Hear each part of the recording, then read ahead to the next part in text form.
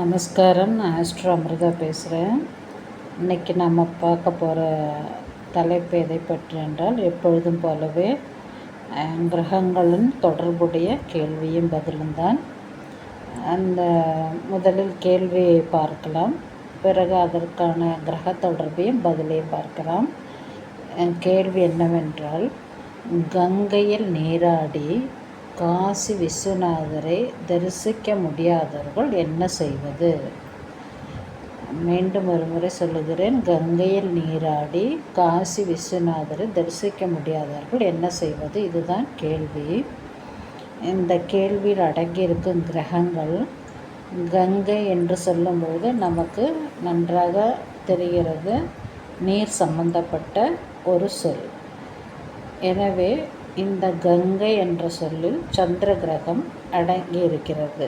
ஏனென்றால் கங்கை நீரில், அதாவது கங்கையில் நீராடி என்ற சொற்றொடர் வரும்பொழுது நமக்கு அந்த சொற்றொடரில் சந்திர கிரகம் அடங்கியிருக்கிறது. காசி விஸ்வநாதர் என்பவர் சிவபெருமான், அவரை குரு என்றும் நாம் அழைப்போம். எனவே குரு கிரகமும் இருக்கிறது. தரிசிக்க முடியாதவர்கள் என்ன செய்வது? தரிசிக்க முடியவில்லை என்றால் அங்கு தடையை குறிக்கிறது. அந்த தடையை குறிக்கும் கிரகம் கேது கிரகம். எனவே இந்த கேள்வியில் அமைந்திருக்கும் கிரகங்கள் 3. அவை சந்திரன், குரு மற்றும் கேது. இந்த கிரகத்தின் அடிப்படையில் இந்த கேள்விக்கான பதிலை பார்ப்போம்.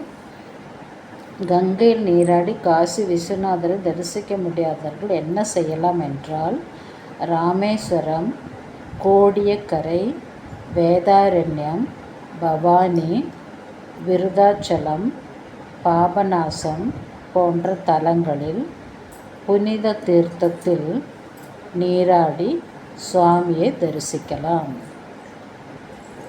அதேபோல் பொதுவாகவே எந்த தீர்த்தத்தில் நீராடினாலும், ஏன் நாம் வீட்டில் குளித்தாலுமே கூட சரி, அந்த நீரை கங்கையாக கருதி குளித்தாலே நம்முடைய பாவம் தீரும். அதாவது இதில் என்ன சொல்லப்படுகிறது என்றால், கங்கையில் நீராடி விட்டாயிற்று, ஆனால் காசியில் நாம் நீராட முடியவில்லை. காசி விஸ்வநாதரை காசியில் நீராட முடியவில்லை என்றால் கங்கையில் நீராடி விட்டு காசி விஸ்வநாதரை தரிசிக்க முடியவில்லை என்றாலும் பரவாயில்லை. மேற்குறிப்பிட்ட பல புனித நீரில் நீராடிவிட்டு சாமியை நிச்சயமாக தரிசிக்கலாம். மேலும்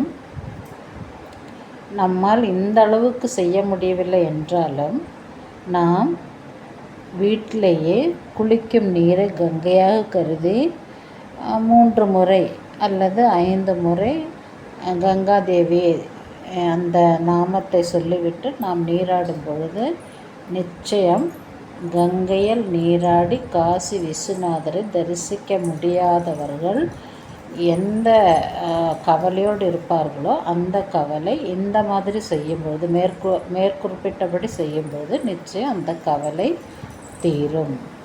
எனவே இந்த வீடியோவில் நாம் கிரகத்தையும் கேள்விக்கான பதிலையும் பார்த்துவிட்டோம். இந்த வீடியோ உங்களுக்கு பிடித்திருந்தால் மற்றவர்களுக்கு ஷேர் செய்யவும், அதேபோல் சப்ஸ்கிரைப் செய்ய மறக்க வேண்டாம். Bye from Astro Amrita.